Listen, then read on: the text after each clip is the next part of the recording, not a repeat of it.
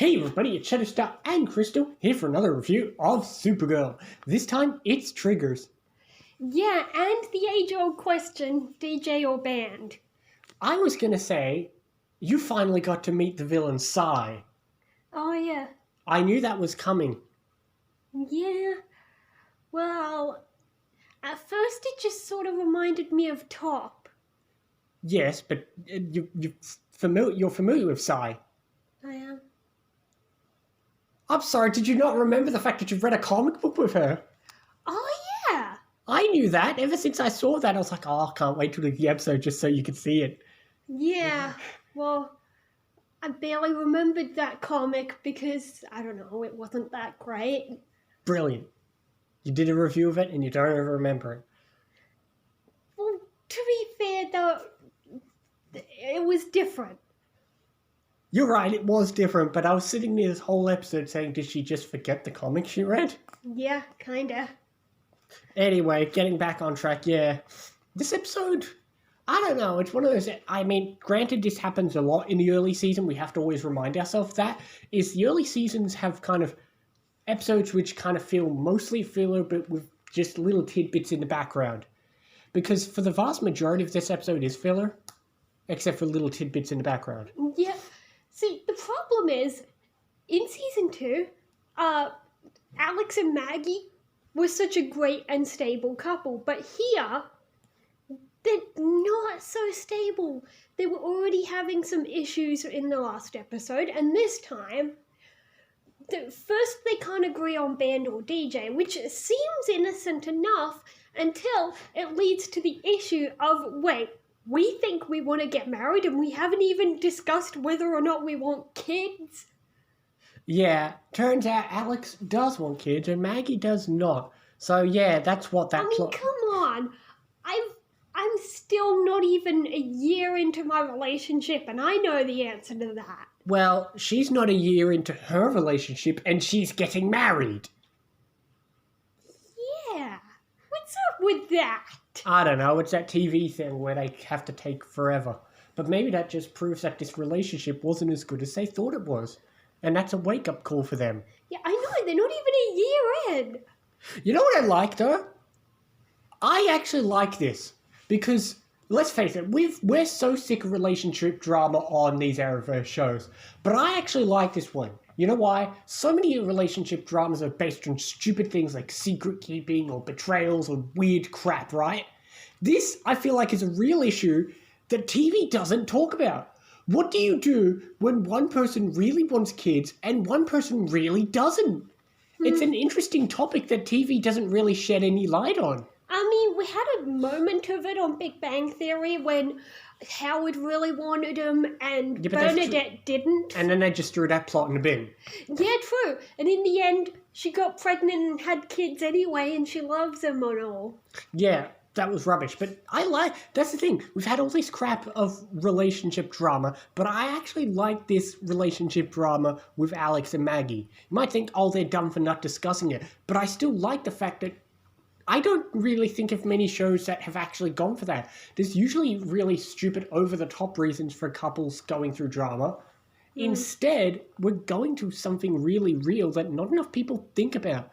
So, I mean, this is a true thing. A lot of people who want kids often forget that there are people out there who don't want kids.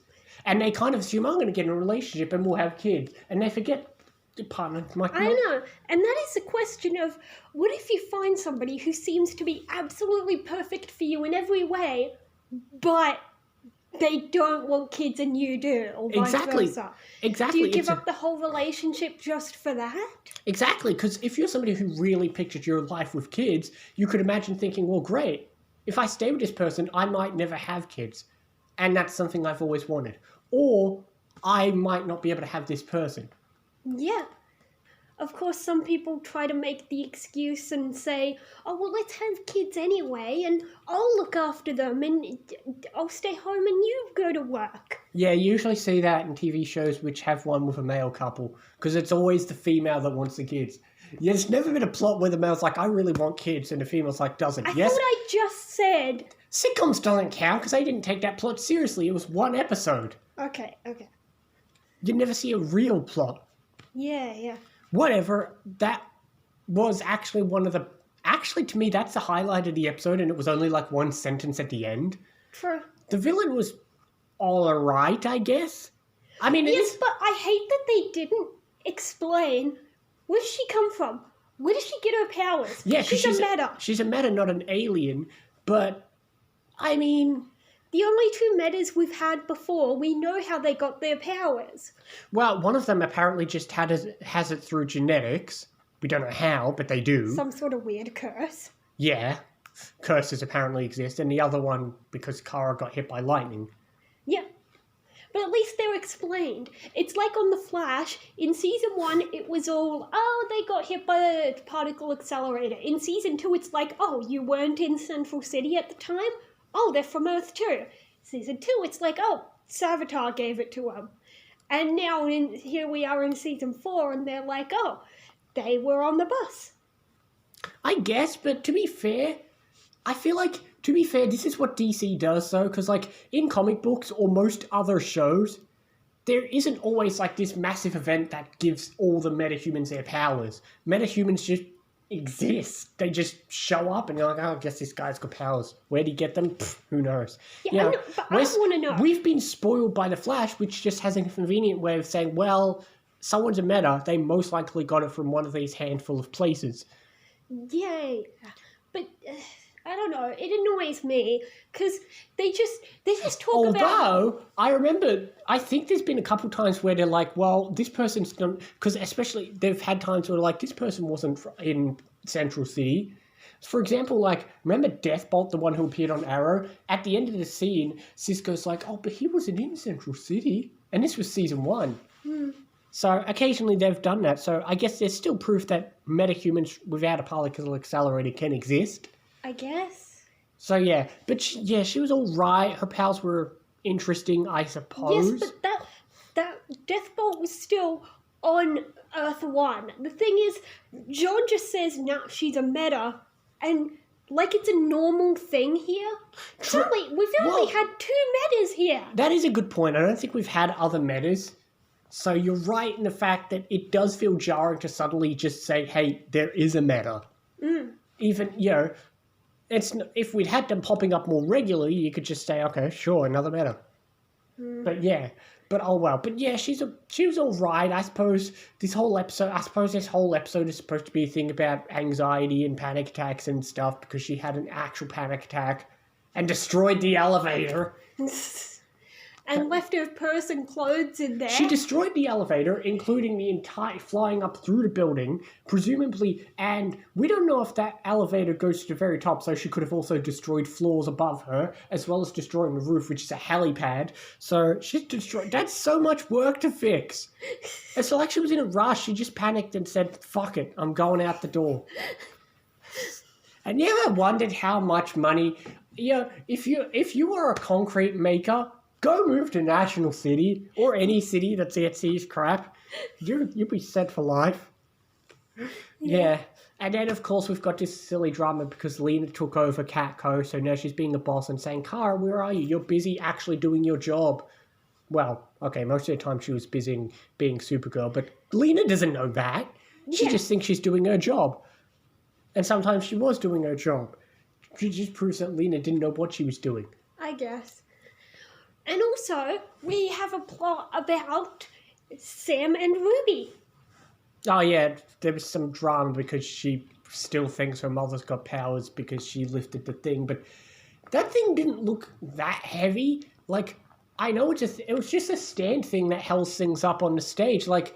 Yes, but if Ruby was watching closely, she would have seen the fingers break it, like, twist it and stuff. True, but I don't know if Ruby was watching close enough.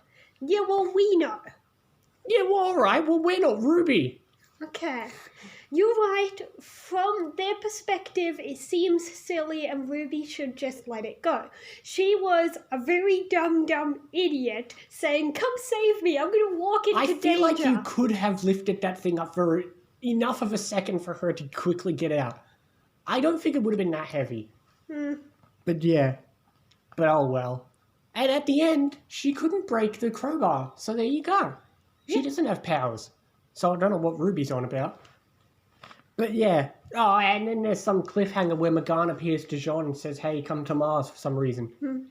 Which, yeah, now I'm glad that showed up because I almost forgot what the next episode was going to be about. Yeah, but what if it takes certain chemicals like adrenaline to activate whatever it is that Sam has? We'll have to find out now, won't we? Yeah. We will have to find out. But yeah, this episode was alright. Like, an interesting villain, some random stuff with anxiety, then random Lena drama. Although I do like the Maggie and Alex drama. It's rare time where I like any drama for that matter. Yeah. I'm going to give it a 7.5. Yeah, 7.5. Yeah. Oh well. It was alright though. What is the next episode called? Far from the tree. Well, I know what it refers to. I almost forgot. Okay. But anyway, I remember some interesting things about next episode. Some of them anyway. Anyway, we'll see you next time for more Supergirl and other things as well. See you next time, guys.